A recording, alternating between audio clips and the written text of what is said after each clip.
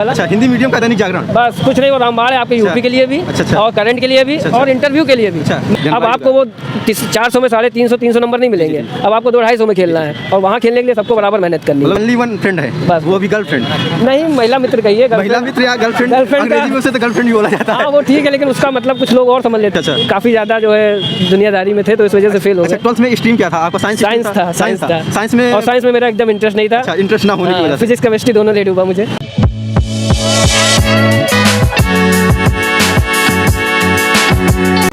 नमस्कार दोस्तों, आप सभी का रिजल्ट नंबर 1 पर बहुत बहुत स्वागत है। आज हम लोक सेवा आयोग उत्तर प्रदेश प्रयागराज में हैं। पीसीएस के छात्र यहाँ पर इंटरव्यू देकर निकल रहे हैं, तो हम उनसे बात करेंगे और जानेंगे कि इंटरव्यू कैसा जा रहा है, किस तरीके से उन्होंने एग्ज़ाम को क्रैक किया। ये सारी जानकारी आपको सर से दिलाएंगे। यहाँ पर हमारे साथ एक सर हैं। सर, आपका हमारे रिजल्ट नंबर 1 पर बहुत बहुत स्वागत है सर। धन्यवाद सर, आपका इंटरव्यू कैसा गया? इंटरव्यू अच्छा रहा। कल्पराज सिंह सर के बोर्ड में था। कल्पराज सिंह सर का बोर्ड था जी। तो इंटरव्यू के दौरान कैसी चीज़ें, क्या बिहेव कैसा? ज़्यादातर उन्होंने मेरे एनसीसी से सवाल पूछा। एनसीसी, आपने एनसीसी किया है? बीओसी सर्टिफिकेट से रिलेटेड और एलएलबी से रिलेटेड सवाल पूछे मेरे। जी जी। और कॉन्स्टिट्यूशन के सवाल थे। केस स्टडी थी जो एक महिला ने 4 साल की बेटी की हत्या कर दी। जी जी। उसके बारे में थे, इस तरह के सवाल थे। अच्छा, मतलब कि आपके जो बैकग्राउंड था, जिस एजुकेशन बैकग्राउंड से ज़्यादा सवाल पूछे गए थे। आपने एलएलबी किया है तो एलएलबी से जो है केस हैंडल कैसे करना है उससे रिलेटेड क्वेश्चन पूछे जा रहे थे। कई सारी धाराएं पूछी थी और कॉन्स्टिट्यूशन पे भी पूछा, बेसिक स्ट्रक्चर पूछा। जी जी।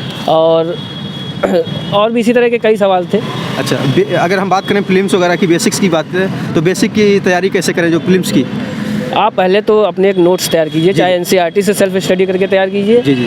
या फिर आप जो है किसी कोचिंग की मदद ले लीजिए, वहाँ पे थोड़ा आसान हो जाता है। सेल्फ स्टडी में शायद अगर आप कर पा रहे हैं तो कर लीजिए, क्योंकि सेल्फ स्टडी से अच्छा क्यों नहीं है। आखिरी में मेंस के समय आपको सेल्फ स्टडी करना है, तो अगर वहाँ से कर रहे हैं अच्छी बात है, वरना किसी कोचिंग की हेल्प ले लीजिए और शॉर्ट नोट्स बनाइए। और इसके साथ साथ आप करंट पे ज़्यादा वर्क कीजिए, क्योंकि प्रीलिम्स में इसमें करंट का काफ़ी अच्छा क्वेश्चन आता है। और इसके साथ साथ जो बेसिक सब्जेक्ट हैं, जैसे साइंस हो गया, पॉलिटी हो गया, ज्योग्राफी हो गया, इस तरह से जो चीज़ें हैं उनको काफ़ी अच्छे से आप तैयार कीजिए। फिर जाके जो है आपका प्रीलिम्स बहुत आराम से निकल जाएगा। और सीसेट अगर आपका कमज़ोर है तो उस पर आप स्पेशल वर्क कीजिए, क्योंकि अगर वहाँ फेल होते हैं तो यहाँ मेहनत करने से कोई फ़ायदा नहीं।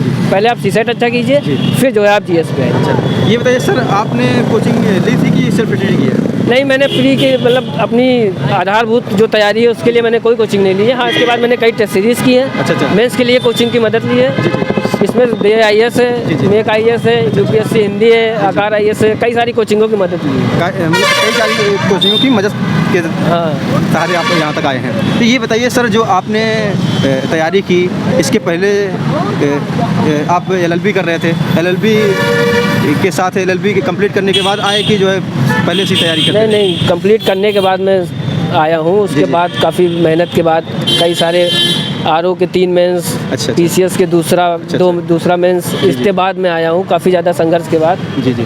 और धीरे धीरे यही है कि तैयारी करते करते आता गया और आज यहाँ पे पहुँच गया। आप कहाँ से हैं सर? मैं लखनऊ से। लखनऊ से। तो आपका बैकग्राउंड तो हिंदी ही रहा, हिंदी में, क्योंकि LLB से हैं। मीडियम का इस बार रिजल्ट काफ़ी अच्छा रहा है। यूपी स्पेशल के आने से हिंदी मीडियम वालों के लिए काफ़ी राहत मिली है। और मुझे लगता है कि नंबर भी अच्छे मिल रहे हैं। और उत्तर प्रदेश के लड़कों के लिए काफ़ी ज़्यादा अच्छा है, क्योंकि वो यूपी स्पेशल काफ़ी अच्छे से पढ़ते भी हैं। उसको को रिलेट करके वो अच्छे नंबर ला सकते हैं। ये बताइए सर, जो ऑप्शनल पहले था, ऑप्शनल हटने से क्या प्रभाव पड़ा है?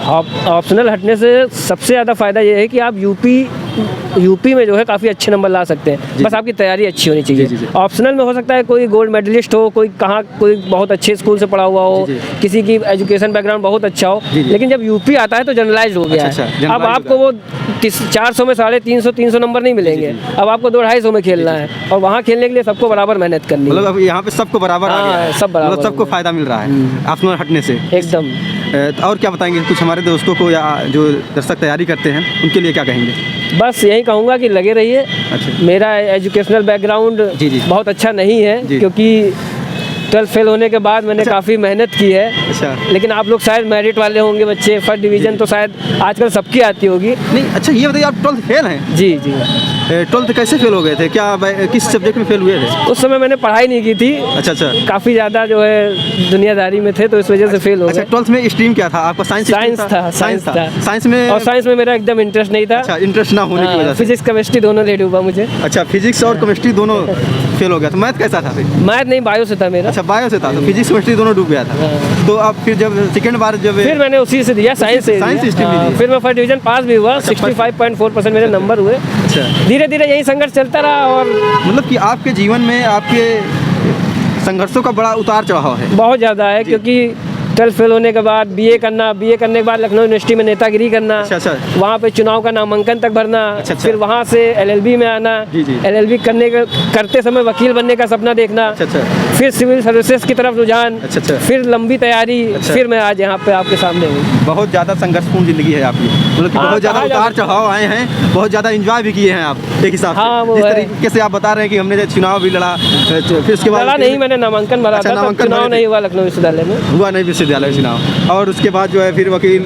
बनने की कोशिश में आगे वकील एलएलबी कर लिए। हाँ, मैंने रजिस्ट्रेशन नहीं कराया। मैंने अच्छा, कहा नहीं, अच्छा। अब तो बनना है तो सिविल सर्विसेज में जाना है, अब रजिस्ट्रेशन भी नहीं कराया। अच्छा। तो सर ने पूछा भी आपने रजिस्ट्रेशन क्यों नहीं कराया? जी। तो मैंने कहा सर मुझे सिविल सर्विसेज में आना था, इसलिए मैंने रजिस्ट्रेशन भी नहीं कराया। अच्छा। लेकिन कुछ पोस्ट थी जो आपको मिल सकती थी। जी, जी। मैंने सर वकालत नहीं करनी है, अब अच्छा। सीधे अधिकारी बनना है। तो मतलब कि हंसने लगे। डाइवर्जन बहुत ज़्यादा हुआ है। हाँ, वो कभी तो मूड कुछ और था तो कुछ और हुआ। ऐसे छात्र बहुत भटकते रहते हैं, तो हाँ। क्या उनको कहेंगे जो अभी भी मान लीजिए हमारे साथ हमारे दर्शक तो ऐसे भी हैं जो मतलब कि बेसिक तैयारी करते हैं, कंपटीशन एग्जाम की तैयारी करते हैं, वो भी कुछ लोग पीसीएस की तैयारी करते हैं, तो उन सबको क्या कहेंगे? कुछ लोग सीजीएल भी दे रहे हैं, तो सारे दर्शक हमारे पास हैं, तो उनके लिए क्या कहेंगे कुछ? जब आइए आप दुरुस्त आइए। जी। जब मैं आ गया इस लाइन में, जी। उसके बाद आज मेरा कोई खास, एक महिला मित्र छोड़ के जी। कोई खास मित्र भी नहीं है। कोई खास मित्र नहीं है। अगर उसके सिवा मेरे पास किसी कॉल भी नहीं आता। अच्छा। ये माहौल है। तो मैं जब आया तो मैंने सब त्याग दिया। अच्छा। दोस्ती यारी दुनियादारी सब त्याग दिया। जब आए जी। तो कायदे से आए, और आज उसका परिणाम आपके साथ। ओनली वन फ्रेंड है बस। वो भी गर्लफ्रेंड?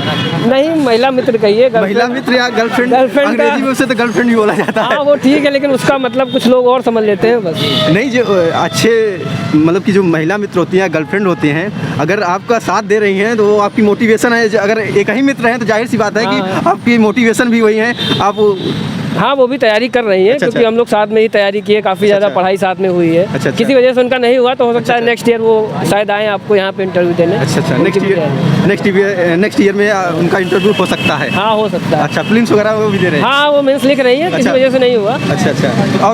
और क्या कहेंगे हमारे दोस्तों को? बस यही कहेंगे कि लगे रहिए। अच्छा। सबको मिलता है एक दिन। अच्छा।